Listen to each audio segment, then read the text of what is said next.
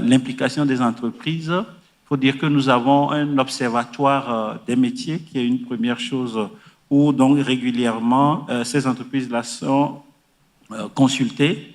Ils sont consultés également chaque année, 1 ou 2 fois dans l'année où ils viennent chez nous à 2IE pour regarder notre curricula. Nous appelons ça le cercle des RH, pour regarder notre curricula ensemble avec nous par rapport aux besoins du marché, leurs besoins dans les entreprises, puisque c'est généralement les directeurs des ressources humaines des entreprises qui emploient nos étudiants dans les différents pays. Et à ce niveau-là, on peut ajuster ensemble avec eux les contenus même des formations que nous proposons. Ça se fait chaque année, en fait, 1 ou 2 fois dans l'année. Et nous avons donc aussi une dimension des vacataires professionnels qui interviennent, qui sont importants surtout au niveau master, où on peut aller dans les filières jusqu'à à peu près, parmi les vacataires, dans le groupe des vacataires, il y a au moins 70% de professionnels dans le groupe des vacataires, ce qui est important. Et donc, on a un lien avec eux. Dans un sens, ils viennent, mais aussi nos enseignants, nous les envoyons en stage en entreprise. Donc, on a eu ça, ces expériences dans le cadre du projet S aussi. Donc, ils vont faire le stage en entreprise, les enseignants. Et donc, grâce à ça, on a une bonne collaboration, une bonne connaissance, en fait, du milieu. Et donc, il y a un bon lien avec ce secteur. Et le dernier point, le dernier pilier, c'est peut-être celui des réseaux actifs des alumni de 2IE. Il y a toute une plateforme qui a été conçue, qui a été mise en place, sur laquelle tous les étudiants, tous les alumni qui sont sortis s'inscrivent et donc ils peuvent venir là-bas déposer leurs offres de formation, ils peuvent faire des demandes de mentorat et donc ils sont mentorés par d'autres, ils peuvent également sur cette plateforme-là échanger avec ceux qui sont là et donc souvent nous on reste à un lien, on a un lien fort avec eux puisque chaque année nous avons également participé et soutenons les activités qu'ils organisent dans les différents pays. Parce que nos étudiants, pour 70% d'entre eux, viennent de pays hors, ils ne sont pas des nationaux, ils ne sont pas du Burkina. Et donc, nous soutenons les activités qu'ils organisent dans leur pays. Parfois, on participe à l'organisation même des réseaux au niveau national parce qu'ils sont nos premiers liens, en fait, avec l'entreprise. Voilà. Et je dois donc dire que grâce à cela, on a un lien, une dynamique très positive pour ce qui est de lien avec l'industrie, ce qui est de lien avec les partenaires académiques aussi et sectoriels, académiques et scientifiques, bien entendu. Voilà. Je peux peut-être, si vous voulez, donner des exemples. Oui, allez-y, vous avez encore 1 ou 2 minutes. Ah, voilà. Donc, parlant par exemple tout à l'heure de gouvernance. On a par exemple dans notre gouvernance la Sogias Atom, avec qui nous avons récemment développé un béton bas carbone dans le cadre de la construction de l'aéroport international de Ouagadougou, enfin de Donsin. Il y a un projet d'aéroport qui est en cours, donc le grand aéroport aujourd'hui. Et donc, ensemble avec eux, nous avons ainsi développé un béton bas carbone qui a été utilisé pour ce grand chantier, cette infrastructure majeure pour le pays. Et aujourd'hui, avec cela, Société Atom a obtenu le prix de développement durable au sein du groupe Vinci, avec lequel qui veut maintenant signer un autre accord de partenariat avec nous pour couvrir un peu toute la région. Voilà. Pour toujours, là, il y a quelques mois, j'étais au Forum des énergies renouvelables de la CEDEAO à Abidjan et on a donné donc un certain nombre de prix. Il y en avait 9 qui étaient décernés. Et on s'est rendu compte que 4 des 9 prix qui ont été décernés au niveau de la CEDEAO étaient à des alumni de 2 IE parce que cet esprit d'entreprise, cet esprit d'entrepreneuriat a été inculqué à ces étudiants. Mais je crois que peut-être il en sera question un peu plus tard ou demain, en fait. Excellent, excellent. Oui, ça, on aura un peu plus demain sur cette question, mais je vais vous poser la deuxième question quand je reviendrai vers vous sur ça. Mais ça montre déjà véritablement une stratégie très très forte de travailler avec le secteur privé et que ça a quand même beaucoup réussi. Si vous avez réussi à avoir tous ces prix-là, c'est excellent. I'm going to turn now to you, Professor Simon. You are the Vice Chancellor for Obafemi Awolowo University in Nigeria. So, as a Vice Chancellor, you are often the driving force behind setting the strategic direction for partnerships. How do you approach identifying and securing partners, whether they're academic, industry, government? This was the alarm for him. Government. And what criteria guide your decisions to ensure alignment with your university's long-term vision? Thank you very much.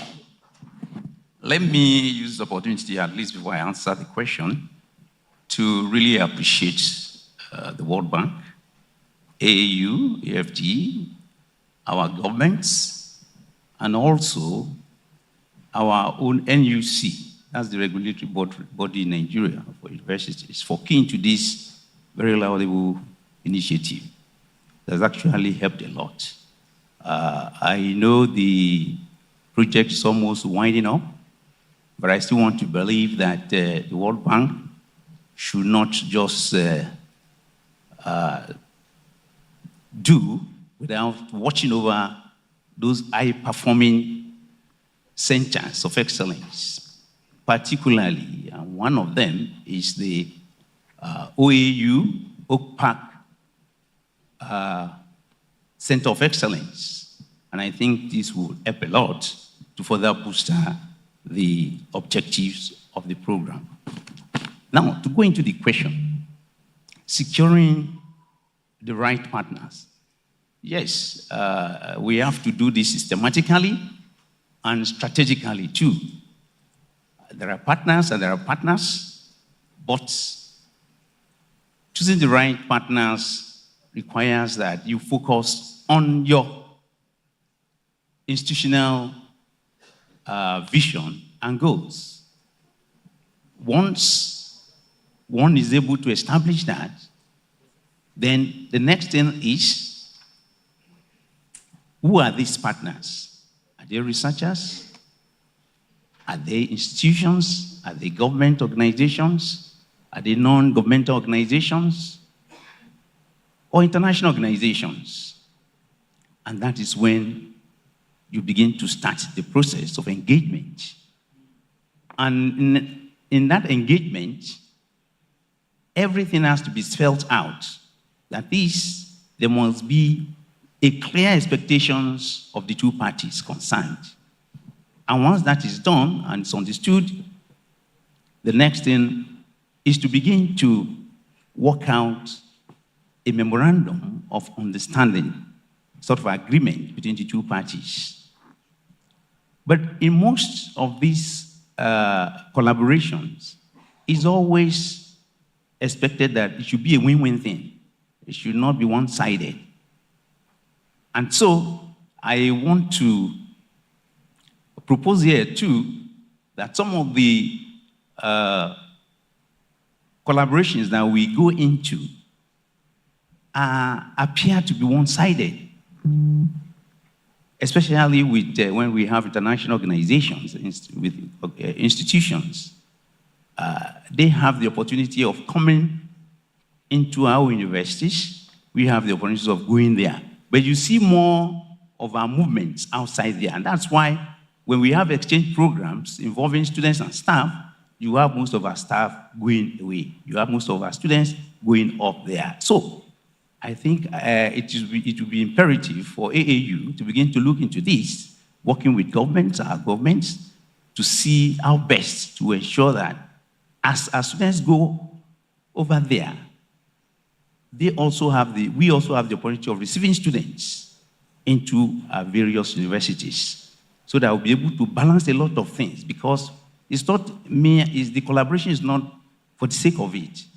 At times, what you get out of collaboration is beyond your expectations, even beyond what you signed in as a sort of agreement. So many other things will crop up, and which are always beneficial to both parties.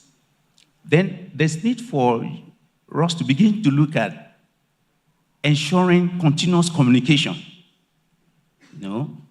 between and among parties, the various partners involved, and that will ensure that we keep up with the relationship, and it will also ensure sustainability and continuity of whatever program we are into. So for us, we have a lot of partners coming as a result of that, from various industries, from NGOs, from even universities within, because that's another area. Universities within don't collaborate as such, as expected. We always look on to universities outside the shores of our nation, but within the universities, within the country, we are also supposed to be collaborating. And that's what we are trying to do now, to ensure that we carry ourselves along and ensure that we are able to move together as a family. Thank you very much. Excellent, thank you very much. We were just at dinner with the minister. I just wanted to touch on your question on sustainability. And we had like few ministers of finance who have been invited, right? And then so the collaboration between the Minister of Higher Education, the Minister of Finance, and then the Minister of Higher Education inviting you, right, on the Vice Chancellors and the university to participate in the discussion will be critical. And then collaboration and then the revenue generation from your end is also critical for sustainability, and partnership plays a big role into that. Thank you very much. So I'm going to move to Professor Hagombe Bernard, who's the former center leader of the IDA DVC Copper Belt. We've heard from a center leader and a vice chancellor already. You bring a unique perspective as both a former ACE center leader and now a deputy vice chancellor. From your perspective, leading your former center ACE IDHA, and now overseeing a broader institutional strategy, what have you found to be the most critical factors for building partnerships at the level of the programs, for research, and at the institutional level? So how are you applying those lessons at Copperbelt University today? Thank you very much.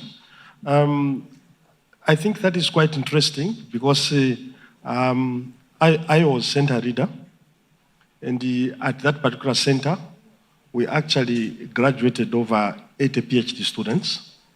And someone would wonder, actually, a lot of people would ask to say, how did you manage to actually graduate such a large number? How did you supervise them?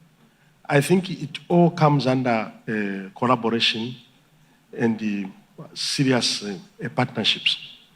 So what actually came into being was that prior to the World Bank coming on board in these education centers, collaboration was actually virtually new.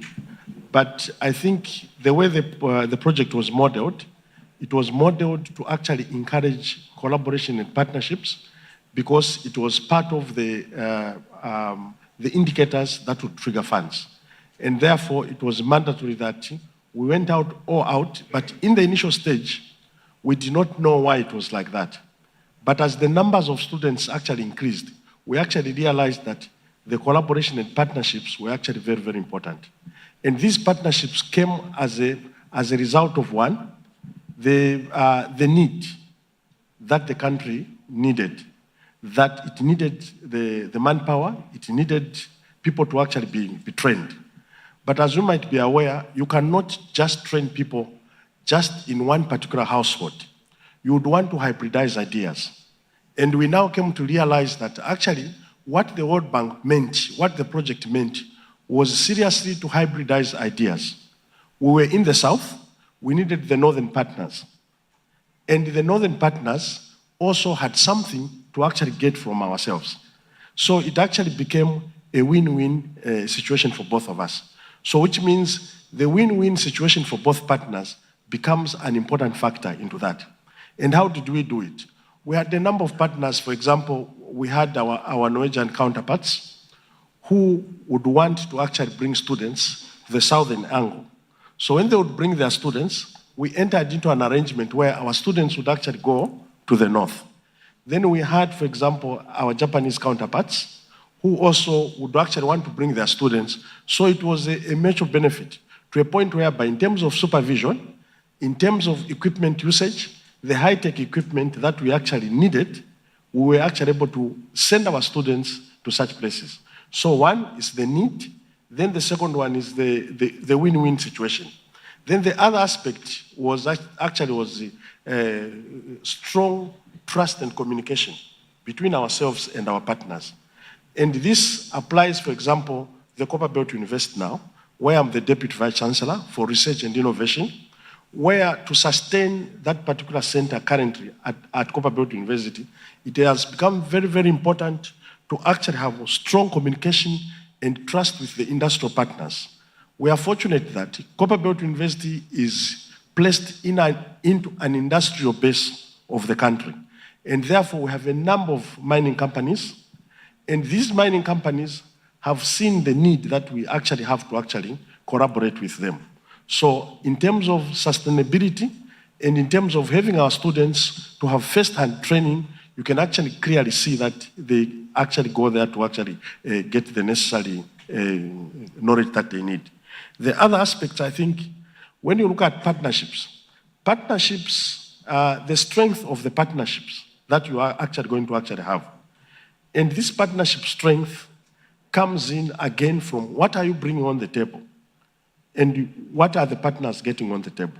So if you look in the mines themselves, they realize that the university has a lot of expertise. And that expertise can actually allow them to actually maximize on whatever they want to do. And as a university, we're actually grading on that. And what I mean by grading on that, we're actually riding on that.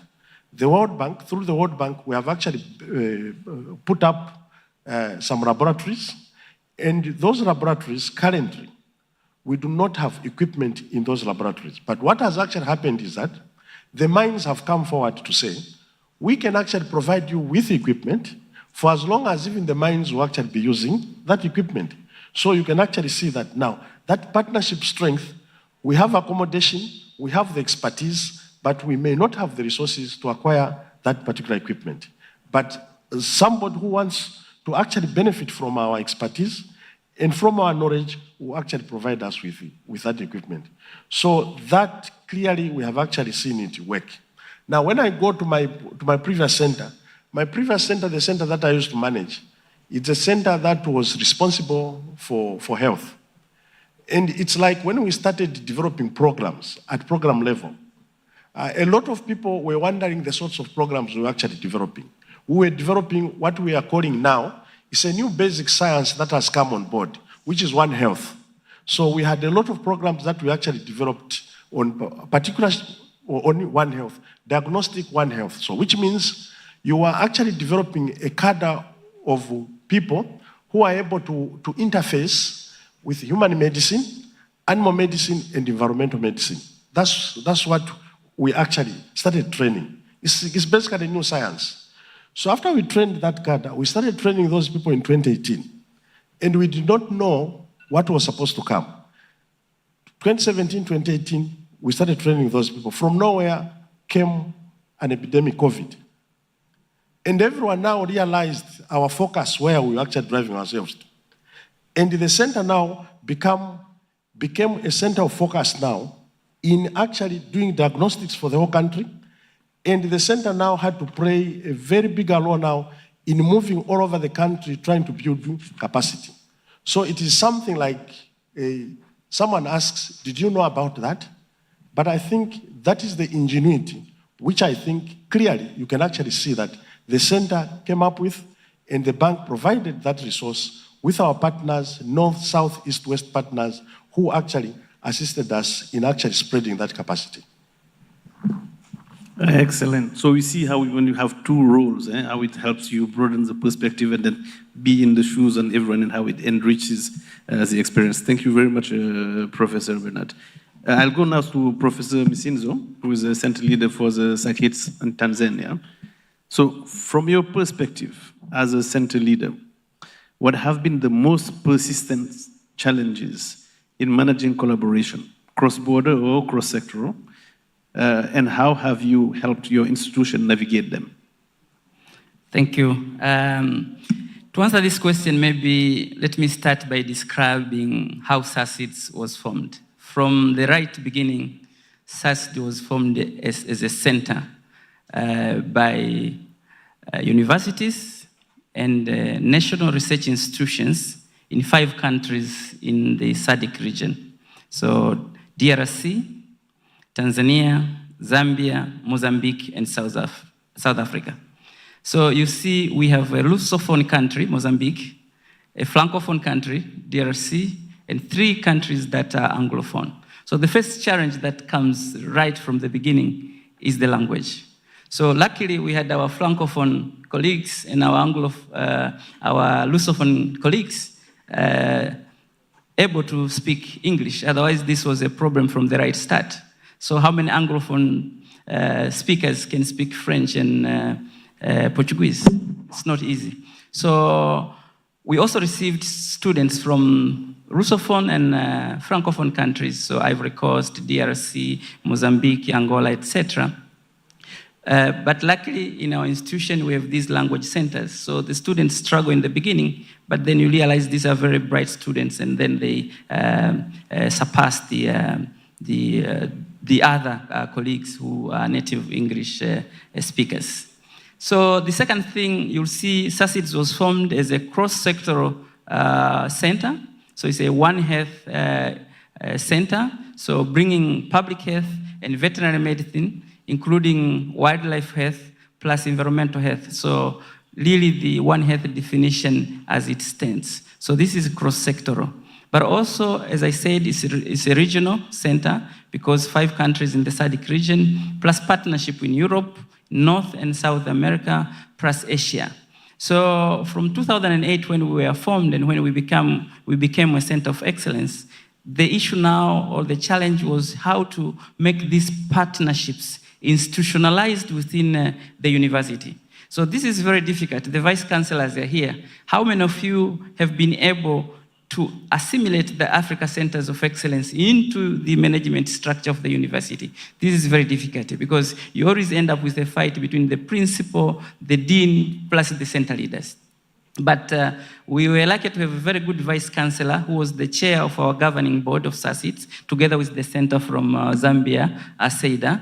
And after a lot of up and down, walking the stairs to the office of the vice chancellor, in 2020, we became an Institute of Infectious Diseases of the Sokoine University of Agriculture on behalf of the membership. So this is the biggest challenge, I think, for the most of the centers to be integrated within the university structure.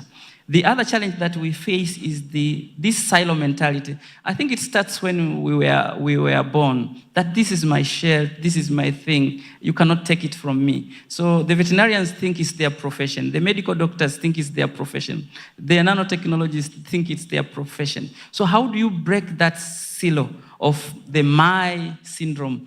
Because I'm a veterinarian, I call it myitis. You know, it's like a syndrome, you know, myitis, this is mine. So it's very difficult to break that. So it's my lab, it's my project, it's my assay, it's my degree program. So because of this, we failed even to have inter-assay collaborations. You have a number of centers in the health sector, and we ended up collaborating with his center in Zambia, but we were not collaborating with Gordon Andaware and Chris Happy's center, although our focus is the same.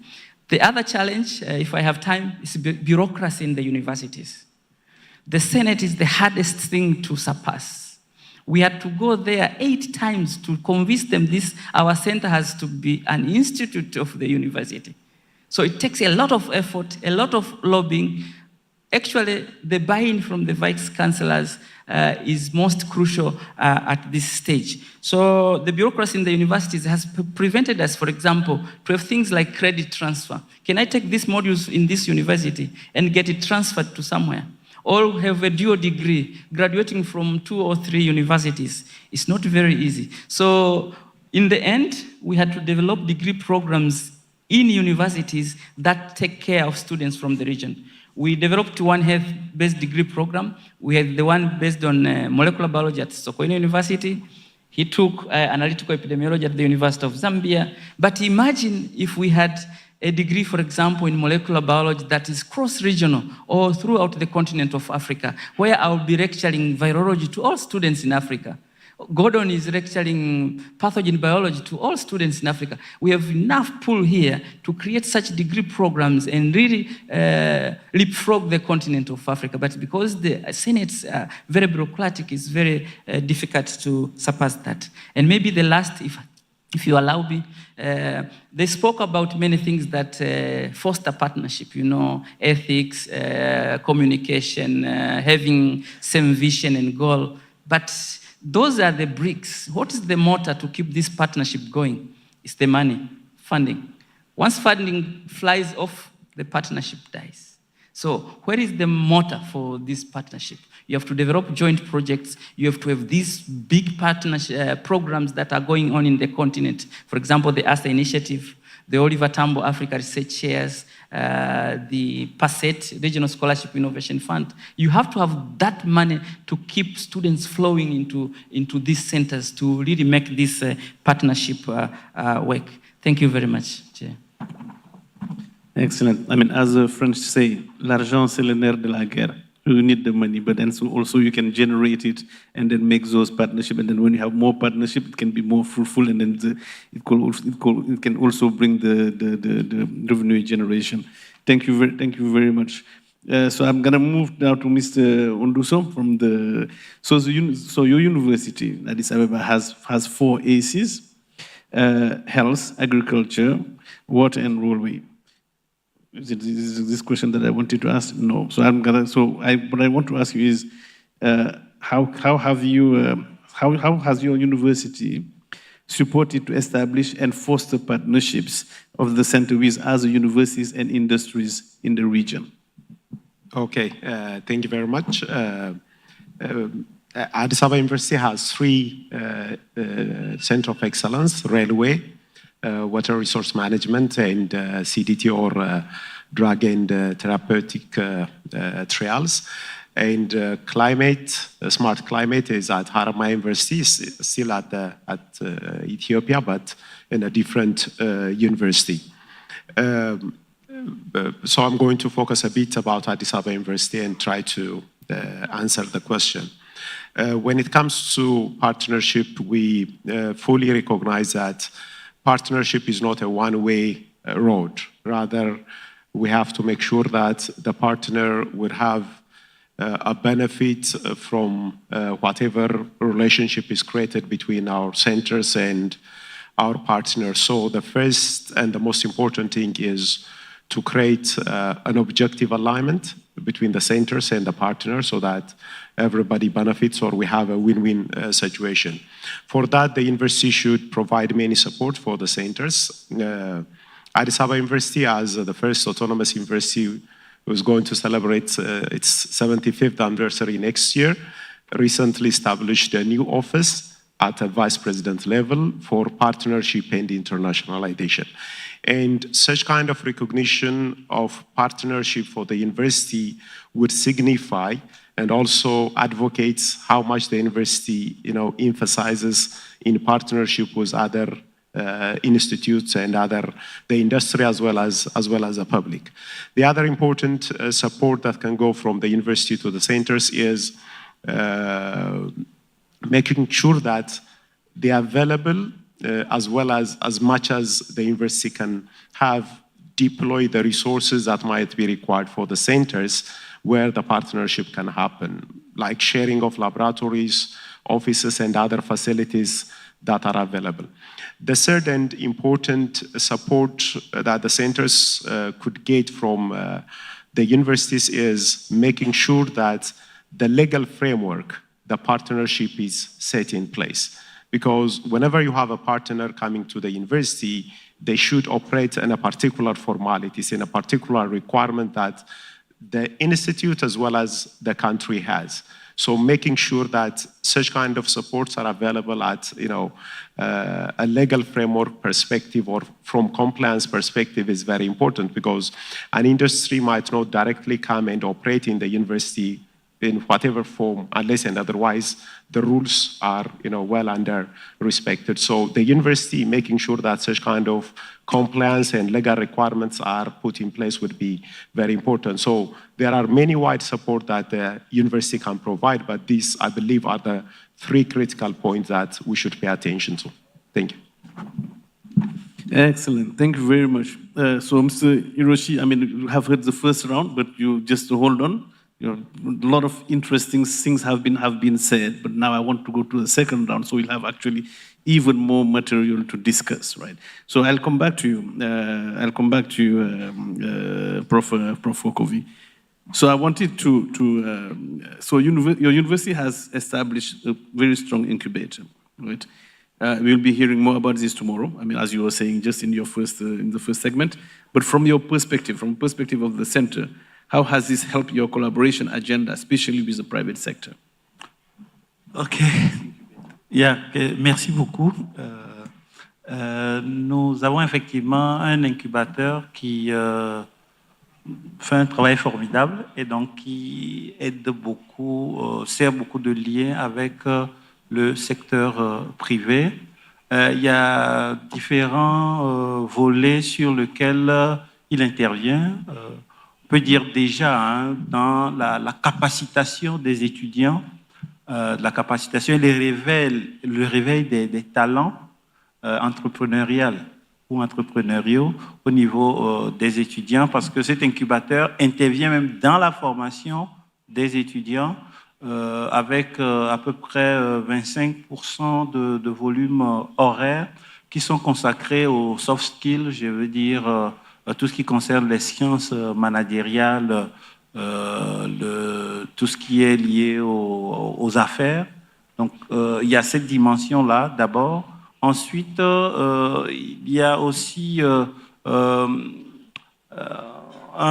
des compétitions qui sont organisées. Par exemple, il organise chaque année un défi qu'on appelle, ou un concours, une compétition qu'on appelle Parcours Entrepreneur, au cours duquel les étudiants reçoivent encore là des formations spécifiques pour développer des plans d'affaires et arriver à maturer leur projet. Éventuellement, au-delà donc de ce concours, si vous êtes sélectionné, vous pouvez peut-être entrer même dans l'incubateur et d'être accompagné. Donc, il y a cette dimension-là qui est importante pour nous, déjà la capacitation et le réveil des talents au niveau des étudiants. C'est un aspect important. Je disais tout à l'heure que beaucoup d'entre eux, à la sortie, s'en vont créer donc des entreprises de l'expérience qu'ils reçoivent au niveau du centre. On a également une autre dimension qui est l'interfaçage entre nous, les laboratoires et puis les entreprises, où nous avons notamment des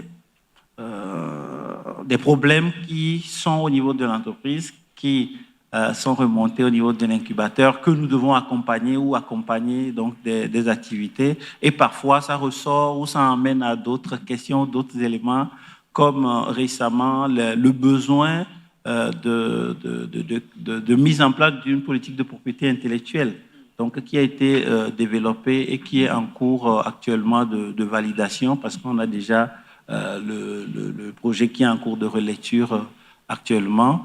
Et ça nous a conduit aussi, toujours pour améliorer nos capacités à assurer cet accompagnement-là, la mise en place d'un Fab Lab, donc, qui a été aussi installé juste l'année dernière. Donc un Fab Lab qui sera un espace aussi bien pour les étudiants, mais également pour nous et pour ça. Et un dernier volet, peut-être l'accompagnement même plus généralement des entreprises, des partenaires, parfois qui ont des projets qui relèvent plutôt un peu plus de l'expertise. Ce n'est pas forcément toujours de la recherche, par exemple, mais une forme d'expertise. Et donc, à ce niveau-là aussi, l'incubateur est celui qui nous fournit les moyens pour nous faciliter donc le travail avec ces différents partenaires-là. Excellent, super. Merci pour cette expérience. Super incubator. I want to limit this segment to 2-3 minutes, if possible, so we can finish on time. So I'll go to Prof. Simeon. So what institutional structures or policies have you found most effective in supporting and sustaining partnership over time? So especially as leadership or priorities shift, how do you ensure continuity and accountability in those collaborations? You can take only the first question if you want. You can leave the next one. Thank you very much again. The leadership framework is an essential component of what one has to look at, in ensuring that whatever is the objective of the ACE program is achieved. Foremost, the institutional mission and core values are really very important. So no matter the situation, every component of the program of the ACE, the Centers of Excellence, must align with the institutional mission and core values. The other thing has to do with the fact that strategic goals and objectives of the institution must align accordingly. But there's a driving force, and that driving force is the person who is actually heading or controlling or coordinating that center. He must really understand what the center's objective and goals. The person must really be able to be transparent, be trustworthy, and also be able to carry others along.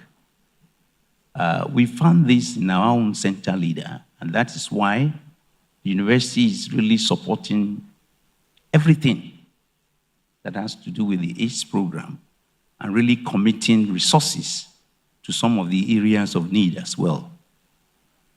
The driver of the program is really very important in the sense that for now, if you get to our own university, most of the virtues of the ACE program had already permeated various faculties and units of the university. And so we are really enjoying the dividend that the ACE program is bringing on board. The other thing has to do with the fact that the stakeholders that are concerned are very, very important. And so, in leading this, in guiding decisions, you have to take into cognizance the stakeholders, the students, the staff, the alumni, the industrial partners, and every other person that is involved. And as a federal institution, for us, there is a factor which is somewhat extraneous in a way, by virtue of the fact that we are semi-autonomous in a way. The government has its own views and policies that just come up. And when they come up, it affects whatever you have in the institution. And so, on regular basis, there's need to review most of what is happening in the centers in order to be guided by what one will be doing at any point in time. So, once the center leader and the leadership of the institution are working in synergy, everything goes on well with the program. Thank you very much. Thank you. So we need to make sure that those synergies stay, because we are in a world of constant change, if I can say that. So that's important as an institution even. I'll go to Professor Bernard. So in your view, what role should African universities and university leaders play in shaping the future of cross-sector partnerships? What bold steps should we be taking now to deepen collaboration and drive more transformative impact across the continent? That's a tough question. Thank you. I think what universities and what university leaders should actually emphasize on, like ourselves, is to make sure that whatever is being done from the centers has to be transformed into an innovation. Why an innovation? An innovation directly, sorry about that. An innovation directly benefits society. And this is what we are trying to do at Copperbelt University. At Copperbelt University, we have formed a unipod, which is now becoming a hub of trying to transform what has been actually been put forward by those in academics to directly benefit the people. But what we have done further is we have realized that in communities, there are people who never went to school, but they have ideas.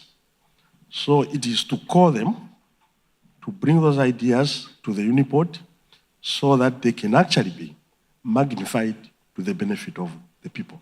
So that must be the way universities are actually supposed to operate, especially in our environment here. If you looked at when there was mentioned that there are over 30,000 postgraduate students that graduated, how many innovations came out of that? Maybe 5 or so. But of all those 30,000 postgraduate students, are we serious that in all of them, we cannot get an innovation from what they were doing? So I think that must be the focus of university leaders and universities. Thank you. Good. Thank you very much. Great idea. I'll go to Professor Misinzo. So SACITS has been a leader in cross-disciplinary and cross-border collaboration, particularly through the One Health approach. Can you share how your partnerships across countries, institutions, and sectors have strengthened regional capacity for infectious disease surveillance and response? What have been the key drivers of success, and how are you thinking about sustaining and expanding those partnerships moving forward? Thank you. Let me start with a bit of history. Before we started, I think you remember or you recall, whenever there was an infectious disease in Africa, samples used to be shipped outside African countries. And this took a lot of time to identify the cause of the disease. And if you look at the statistics, Africa has the highest burden of infectious diseases compared to the rest of the world. So in other words, if technology has to be where the problem is, the technology to address the burden of infectious diseases has to be in Africa. in order to enhance global health security. Thanks to the ASEP program, partnership that we had, and actually at SACIDS, our partnership, we coined it as smart partnership, to have African problems solved in an African way in collaboration with the North. So the North helps us to transfer, you had this term, it's called technology transfer or capacity building. I'm told it has changed. It's called technological sharing or capacity sharing. So through capacity sharing and smart partnership, all this technology has now moved to the South. When we started, a PCR machine or a next-gen sequencer was locked in a strong room.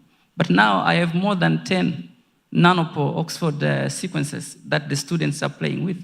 So we are now rhyming with the 717 target that was published in the Lancet. It has to take 7 days to identify what is the problem whenever there is an outbreak, take 1 day to report this disease, and mobilize response within 7 days. You remember when there was an Ebola outbreak in West Africa and we lost about 11,000 people? It took 3 months to identify that it was Ebola. But now, I think the center in Ghana, the center in Nigeria, the center in Tanzania, we are able to do that within 24 hours to tell that this is Ebola. I'll give an example.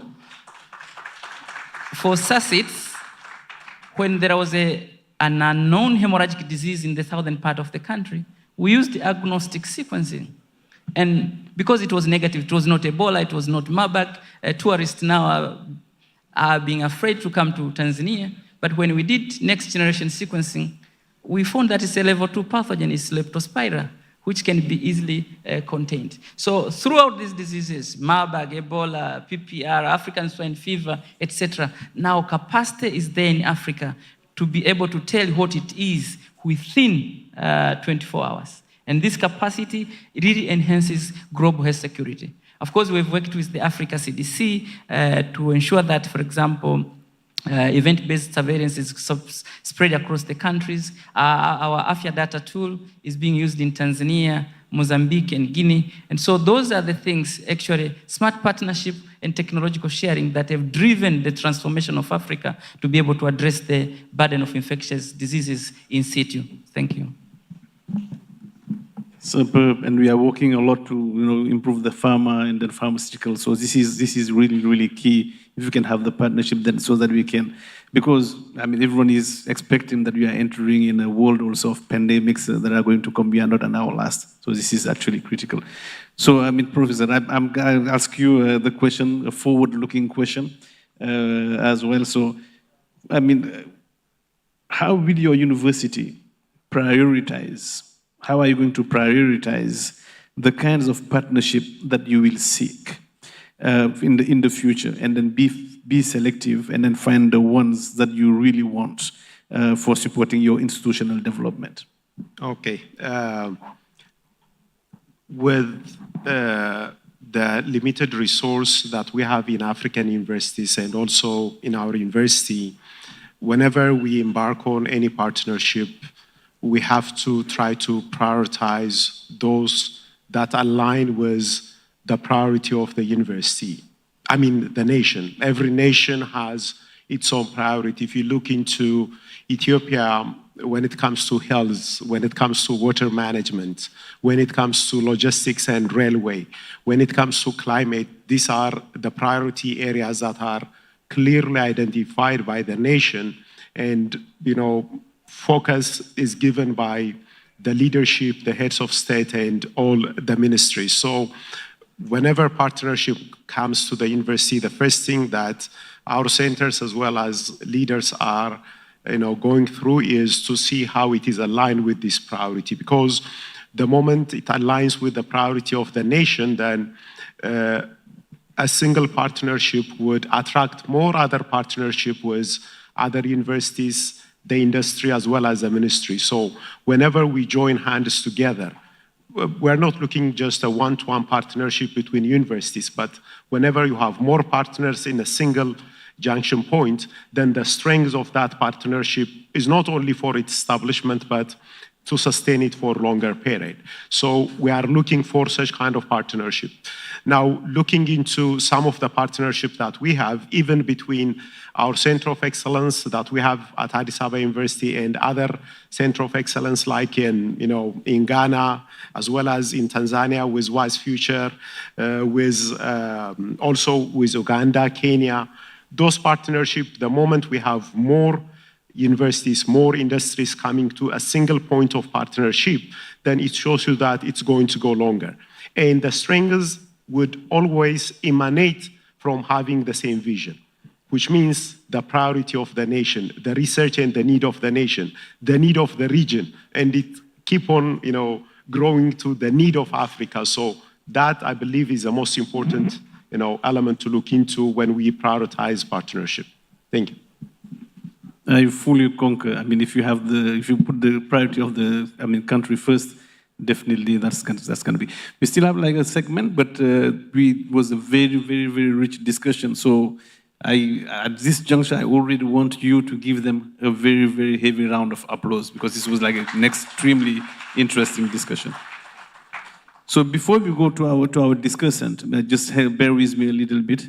I would want us to have to launch a video of Peter Maturi, a good message, and I'm hoping that with all the centers here, we are so good at ICT that we will not have any technological issues. Good day, everyone. Thank you for inviting me to this event, the 10 years anniversary of the Africa Centers of Excellence Initiative of the World Bank. I would have liked to be there in person, but unfortunately I cannot due to prior work commitments, which I cannot shift. At the time when we launched the Africa Centers of Excellence Initiative 10 years ago, we did not know what it was going to look like 10 years after. What we did know and believe in was that it was the right thing to do. I still believe that today. I'm pleased to note that significant progress has been made and the outcomes are clear. Let me take this opportunity to say thank you to the World Bank and to congratulate everyone who has been part of this for the hard work that has brought us this far. The challenge in front of us right now is how do we sustain this impact? Recent trends in the global development financing arena are not encouraging. And so the need for us to come together, governments, private sector, philanthropy, development partners, institutions of higher learning, and all parties interested or who see the value of higher education for socio-economic transformation, to ask ourselves the question, how do we sustain this impact? How do we continue to deepen the work that has been started under the Africa Centers of Excellence? How do we continue to support the institutions and incentivize the institutions in the Africa Centers of Excellence networks and beyond to do more? How do we incentivize institutions to focus more and more on the external-facing mandate that they have, in addition to the work that they do of training young people? How do we do more to see that research and innovation translates more and more to solutions for the problems that society faces in Africa? How do we power or get behind the entrepreneurial ideas of young people so that these can have space to grow and support the need to translate into enterprises that become Africa's private sector of the future? We know that no single organization can do this alone, but with collaboration, it can be done. I'm pleased to note that the World Bank continues to lead us in regional collaboration and regional specialization. This is important. For us at the MasterCard Foundation, education is a core part of our programming. We share the vision of an Africa that is prosperous, an Africa where we have a network of higher education institutions that are competitive and inclusive, driving socio-economic transformation in the continent and beyond. In other words, we share a vision that's very similar to the vision of the Africa Centers of Excellence Initiative. There is therefore potential for collaboration. The question is in the how. Certainly, with goodwill, it can be done. I look forward to engaging further in the days to come on how we can continue to deepen this collaboration. In the meantime, I wish you a very successful event. Thank you very much. I'm sure Peter he appreciates this round of applause from where he's the father of the ACE he started, so this is really highly appreciated. Thank you very much. And then he has very, very interesting questions, and then a vision of collaboration, how we are going to sustain this. Now, finally, I'll come to you, Mr. Hiroshi Moshizoku. He's the Senior Deputy Director, Education Group for JICA. So we would want to have you as a discussant.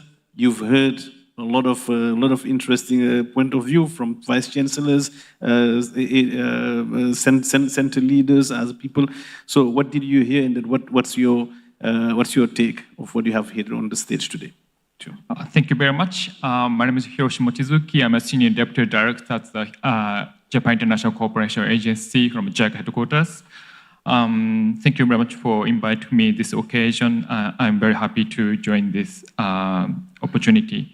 From our perspective, we also want to introduce about the Tokyo International Conference on African Development coming end of this August this year in Yokohama. In that occasion, JICA is also very keen to launch the academic network in African continent with Japanese universities collaborations. We understand that there are three main components to support for the African regional universities, such as education, research, and also the academic industry collaboration. But the JICA is, as you may know, bilateral cooperation agency to provide the technical cooperations, grant aid, and also the loan project. But we take the two approaches for the university development, such as capacity development and also establishing the ecosystem for international brain circulation, such as the academic network, so that we are very keen to hear that how we can mobilize that kind of the collaborations between not only the African regional universities, but also the international universities, such as Japanese universities. In this regard, we are very keen to collaborate with the World Bank groups, with ACE, as a crucial stakeholder, as a synergy to promote and enhance the international and regional academic collaborations in energy, food security, climate change, for solving and also contributing for the socio-economic development in African continent. Actually, with the member of the ACE, actually we support for the Jomo Kenyatta University and Agriculture and Technology in Kenya. They actually collaborate with the Luana, Lilongwe University Agriculture and Natural Resources, for joint research, which is to strengthen the potato value chain. So that we are very keen to not only enhance the research and education itself, but also protecting the human security through addressing multi-sectoral issues in nature and also human beings. We are also very keen to support for the university to access more competitive research fund, not only for the grant research fund, so that I'm very interested in how we can also collaborate with the international stakeholders. Thank you. Excellent. Yeah, round of applause, please. Don't be shy. Go ahead. I mean, this is really, really interesting that we are seeing also economic collaborations that we didn't have. More partnership actually already exists and then can be actually fostered right now. So I will beg for the organizers that I will beg their pardon, because I really want to, I like the panel, but I want some interaction with the audience. So we have like, if there is anyone in the audience who, I mean, after this very, very interesting panel discussion has a question, so we can take like 2 questions. If you have a question that you want to direct to someone in the panel, please feel free to raise your hand. If you have it, we can take 2 questions. If not, we are going to close. So I'll give you the opportunity to ask to this distinguished panel any question that you have in mind on this subject of collaboration and partnerships. We have 1 question over there. Can you have someone just grab a mic on the audience, and then we have enough mics actually here. So we'll just take 2 questions. If there's another one, I'll take it. If it's only one, I'll take this question, and then we are going to close. So, Namtra, I have just 2 questions here. Can you grab a mic here, just in the 2 in 1, and then we'll have those questions. They have a mic. All right. Thank you very much.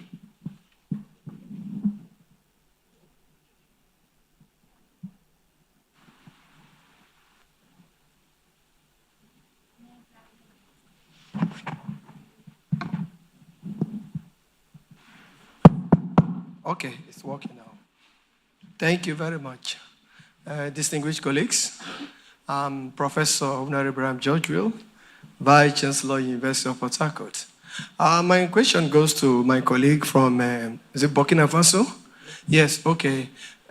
You were talking about governance structure, and you are trying to tell us that you bring people on board that governance structure. What I was wondering is, will you bring all your collaborators on board the governance structure?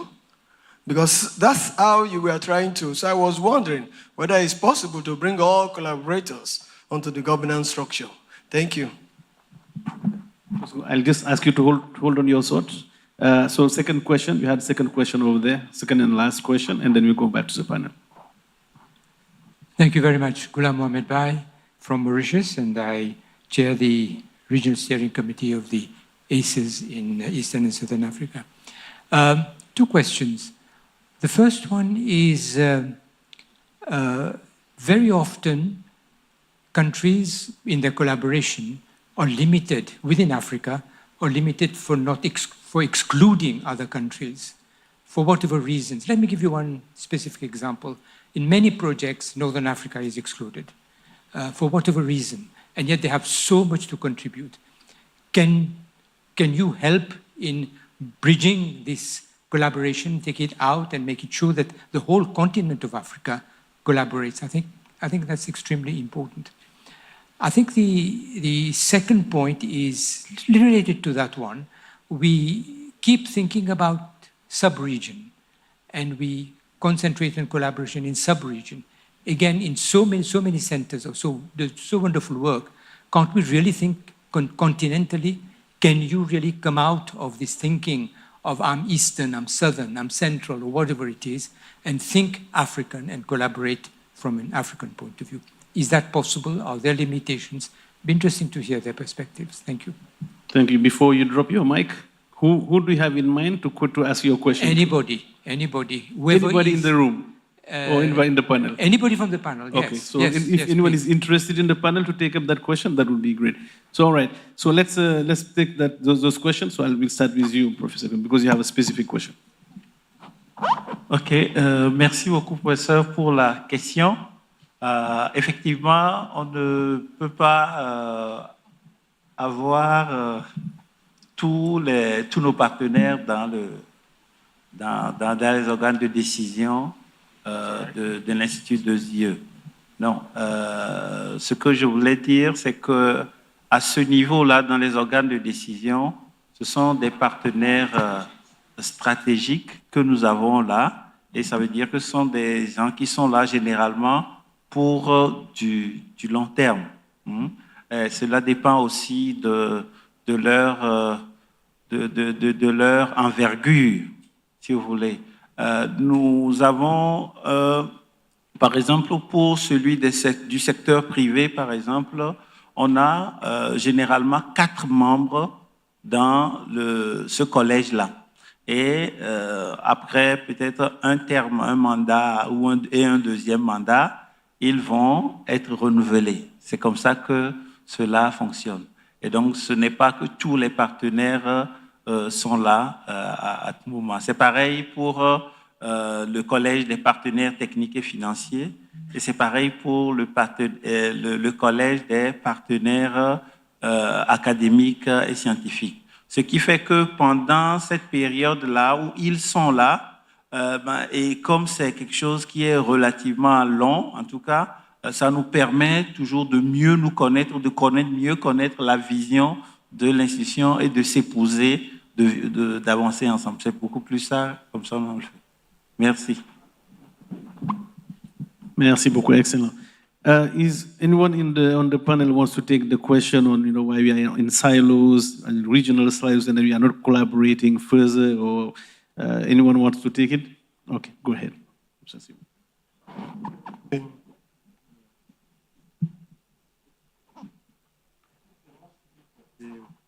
A part could be there's a lot of red tape in our institutions. And that red tape emanates from the way we try to run certain processes. Like, for example, I'm at Copperbelt University, and then there's someone at Lubumbashi University, and we want to actually collaborate. The processes that are actually involved amongst ourselves are segregative.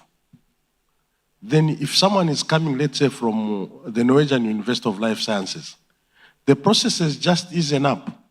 So it is within ourselves that we must inculcate within ourselves that we can actually collaborate within ourselves. And like what we are currently doing at Copperbelt University, we have actually taken ourselves on board that we should have more visibility within the region. And how are we trying to do that?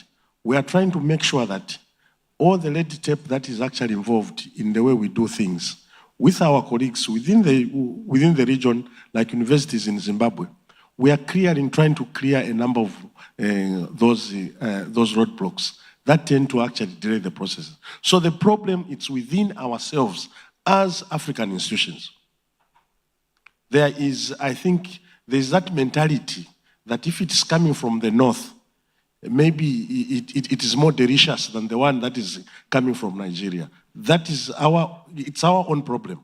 Thank you. Thank you. You want to go ahead, Professor? Yeah, just a few points on the last question. It was, a very right question for most of the collaboration that we have. As African universities, we have to really look outside and broaden the partnership that we have with other partners outside the continent as well.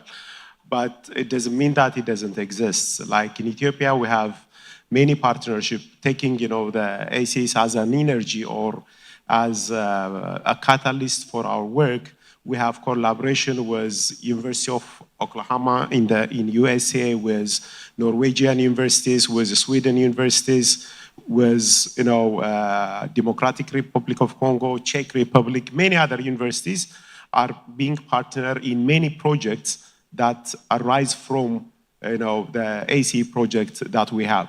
But rightfully expanding that to the world would make sure that our knowledge is shared all over the world, and we also learn from the lessons from other partners. We have to really work on that one. But there are few efforts here and there that we can take an example. Good. It looks like many people want to answer this question. So I'll go to Professor Simon, who had his hand up, and then I'll go to you. Just to chip in one or two things. I think ACE has taught us a lot of things, and one of the major things has to do with this component of teamwork, collaboration, partnership, and all those. So, but then within the framework, there's need for us to figure out things and ensure that they fall within the institutional goals and objectives. Because it's very difficult for you to just take up, it will be very difficult to just take up any partner wanting to do something that does not fall within your own vision. So I think it's possible for us to just see variants of this partnership in different areas. But the issue of exclusion, we've been given that opportunity and we've been taught through our experiences with the ACE centers that's destined for us to collaborate because it has a lot of benefits, even beyond what we may envisage at the onset. So that's just my own thought about this. Thank you. Thank you. Professor Msizo. I want to comment on the question from Professor Gulam on thinking African. I think this is a very good question, and I think it's an eye-opener. I work with another initiative of the World Bank called the Regional Scholarship and Innovation Fund of PASET. And luckily, there is a partnership with King Mohammed VI Polytechnic University in Morocco. And this is very important because previously we do concentrate mainly sub-Saharan Africa. But if you look at the global ranking of universities, I think the top ranking universities in Africa are either in the north or in the most southern tip of Africa. So I think this is a valid comment, and I think we should be looking at universities in North Africa. Give an example, University of Cairo, I think is top ranked. It competes with the University of Cape Town in terms of global ranking. I think we should really think from our own, not to be driven by the World Bank or something like that, but we really have to look towards partnership with countries in North Africa. Thank you. Excellent. All right, I think that we can come to a close on this. Thank you very much. So thank you to all our panelists for such a rich and then thought-provoking discussion. So today's conversation has reminded us that partnerships are a central pillar of the ACE program. So we've heard inspiring examples of what becomes possible when institutions reach across borders, institutions and sectors. I mean, of course, there is still work to do, right? I mean, as we just heard now, but a lot has been done already, and then commit to working together toward a shared vision. So these partnerships can and have created value far beyond individual institutions. But we've also heard that successful partnership requires intentionality. You guys need to want it, and alignment of goals, adaptability, and above all, leadership that you all provide and that have shown that you have provided that. So as we celebrate 10 years of the ACE initiative, we hope that this session has served as a reminder that the future of higher education in Africa will depend on how well we continue to collaborate across disciplines, across geographies, across sectors, and beyond the continent. To all our partners, whether in academia, the private sector, or development agencies, thank you for walking this journey with us. And to those who are just joining or looking to deepen engagement, the door is definitely wide open because the potential is absolutely great. So let's continue to build together. Thank you once again, and then please join me in giving a final round of applause to our fantastic panel. A big, big, big round of applause. Thank you very much. Thank you very much,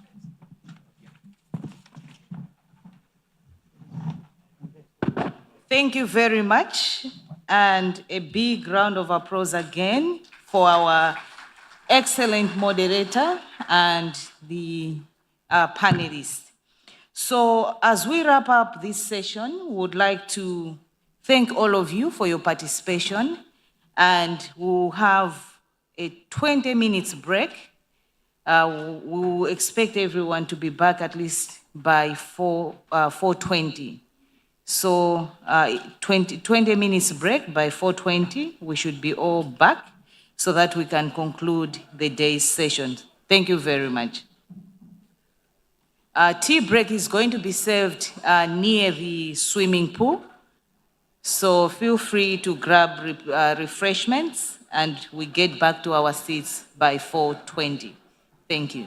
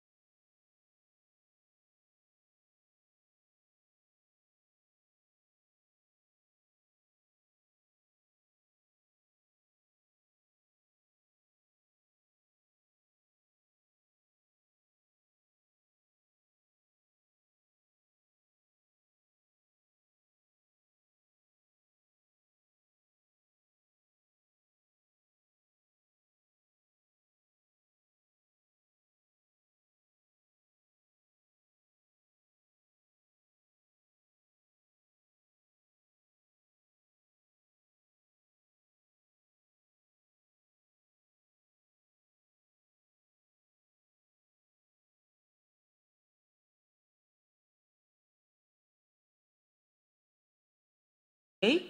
And for this particular session, we'll be looking at driving excellence, key achievements and lessons from the ACE journey. Since morning, we've really understood the whole journey for the ACE from different speakers, but now we'll be diving deep into the achievements and the key lessons for this journey. This session is going to be moderated by Dr. Halil Duda. He's the Education Global Practice Manager at the World Bank. Join me in welcoming Dr. Halil Duda from the World Bank to lead plenary session number 5, which is the last session for the day. Thank you.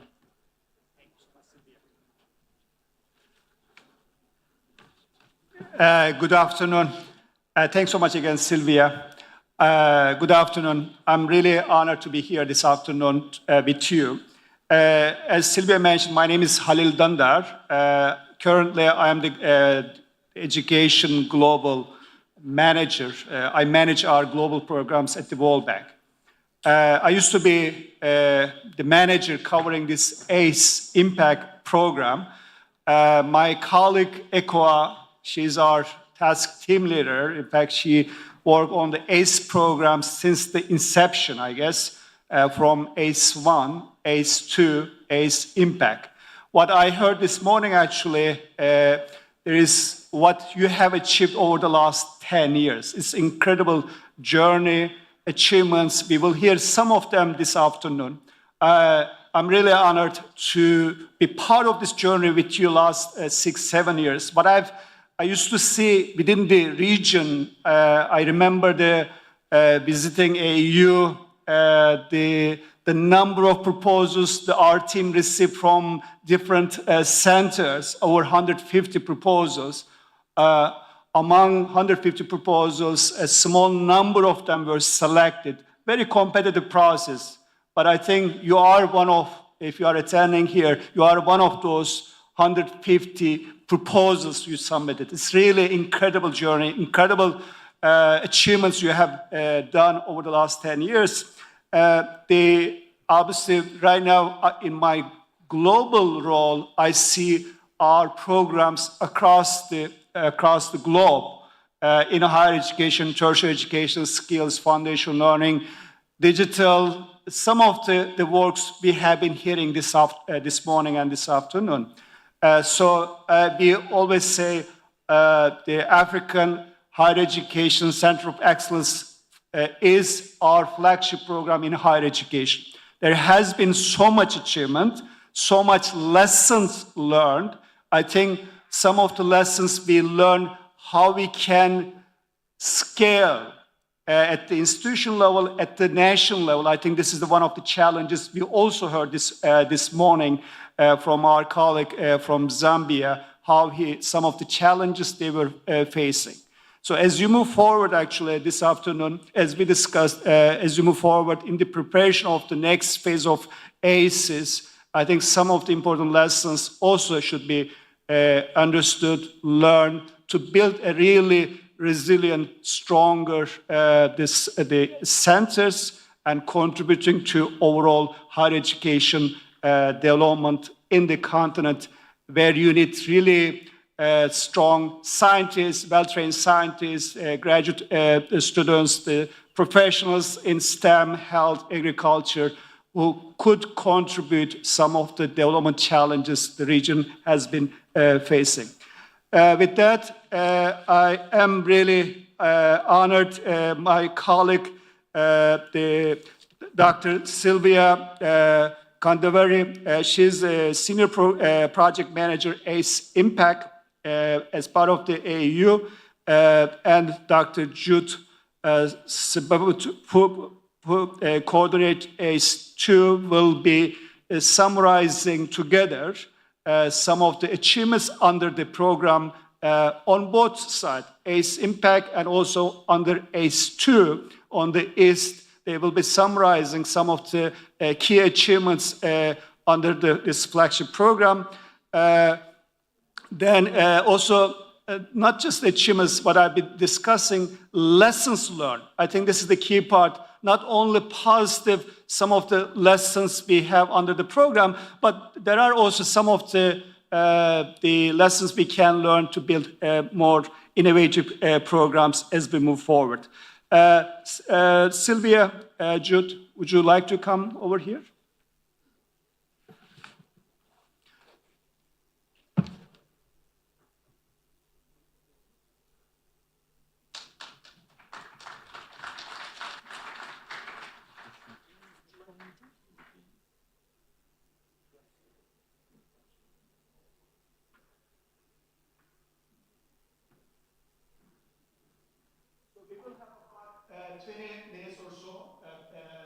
Presentation, and then we will have some question answers at the end.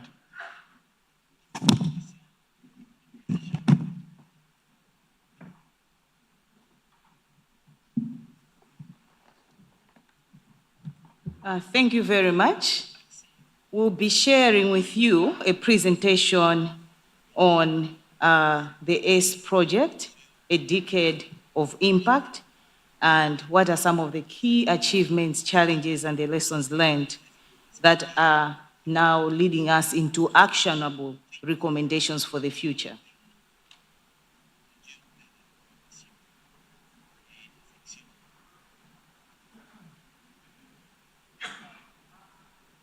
So the ACE project is an initiative by the World Bank and other partners, AFD and others, and the participating countries from 20 African countries.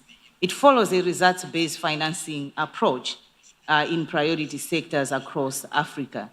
So this morning, we already saw the footprints of ACE in various presentations and videos, but just to remind all of us, this is where the ACE project has been implemented as per the illustration in the map of Africa.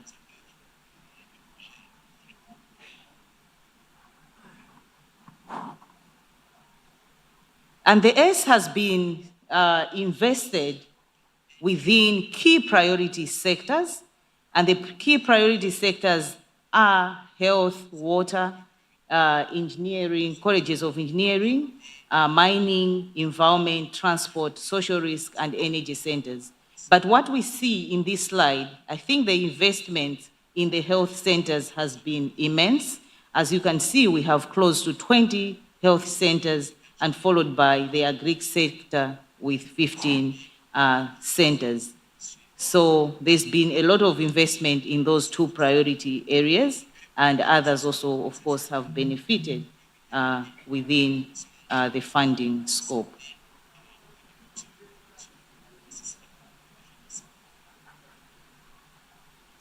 This is just a timeline for the investments. We started in 2014. The World Bank funded ACE Phase 1, which was led by the Association of African Universities to a tune of 165 million. And lessons that were learned in implementing the 22 centers under ACE 1 led to the development of ACE 2 to expand the scope of the ACE so that the southern and eastern region could also benefit. There was also high demand.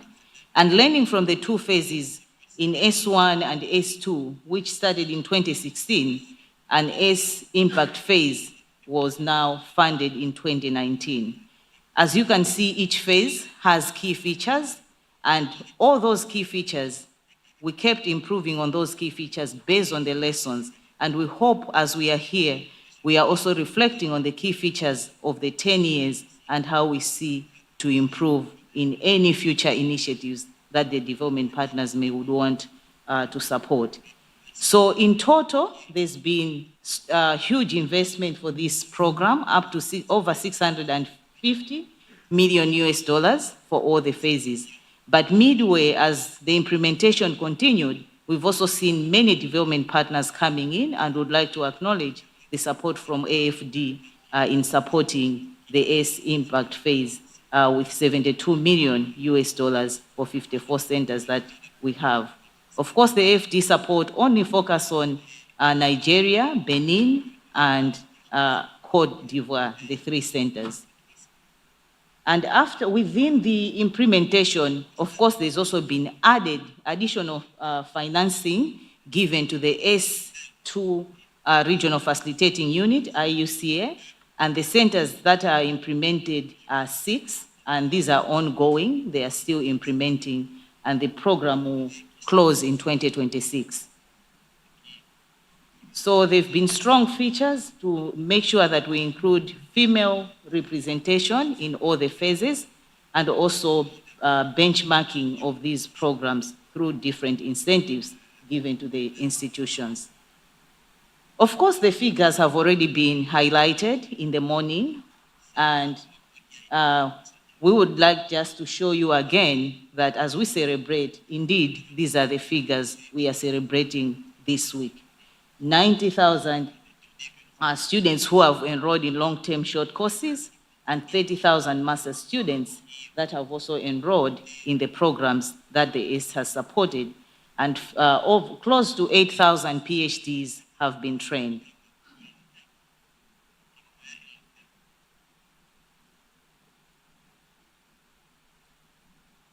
So just understanding deeper in terms of enrollments, student enrollments per sector, we noted that Agric and Health, they've had higher centers, highest number of centers, and also it reflects in their student enrollment per sector.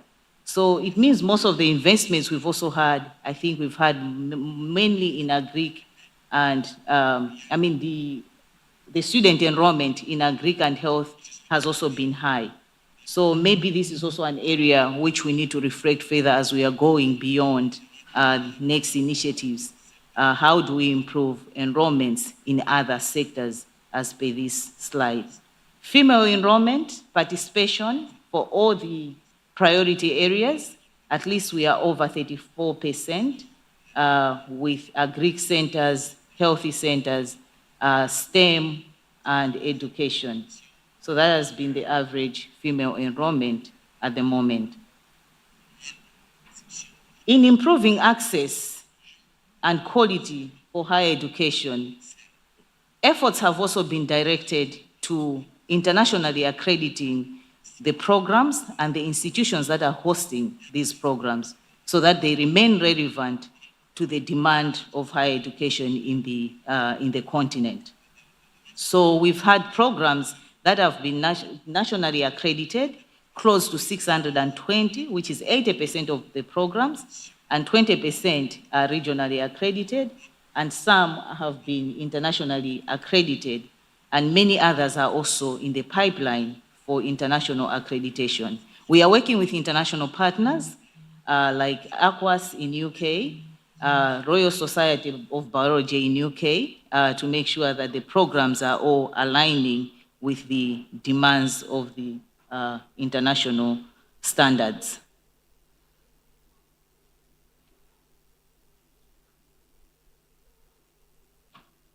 The ACE has also improved access by strengthening the quality of learning environment. Funding has been directed, at least a good percentage of funding, to support infrastructure development.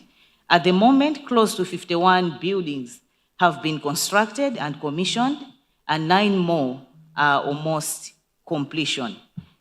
All these buildings have been equipped with smart classes and interactive whiteboards and digital tools, and some are being renovated to expand the existing university infrastructure.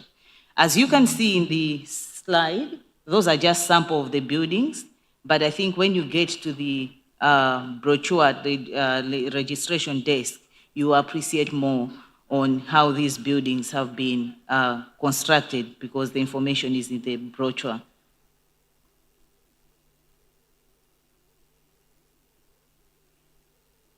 And the ACE we also heard just from the last panel session, it has been promoting partnerships through various approaches. There's been increased collaboration in terms of research publication. There are some publications that have been nationally co-authored, collaborating at national level, and other collaboration through regional co-authorships. So close to at least 10,000 publications have been developed under the ACE, and these are being shared in different repositories within the region. AAU has an innovation, a repository hub, and then IUCA also has similar, and we are promoting these publications for wider access. But what is so stunning with these publications, there's a study that had been carried out, and we noticed that the average citation of the publications the ACEs have developed is about 1.5 impact score, reflecting the relevance of these publications. And these publications are also Scopus indexed, showing the quality that the publications are being published. And when you look at also the structures that have been developed for these publications, the structures are to support translation of this research into practical solutions. There are efforts to commercialize some of these research work that the centers are carrying out. So there's been high impact.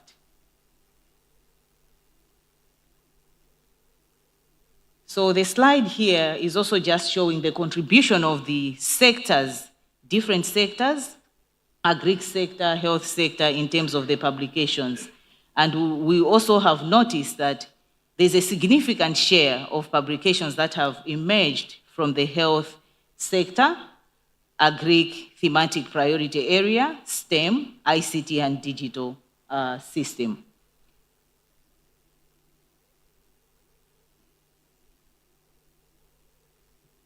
And in efforts to also promote the research the centers are carrying out to knowledge transfer, at the moment, we are seeing patents that are coming out.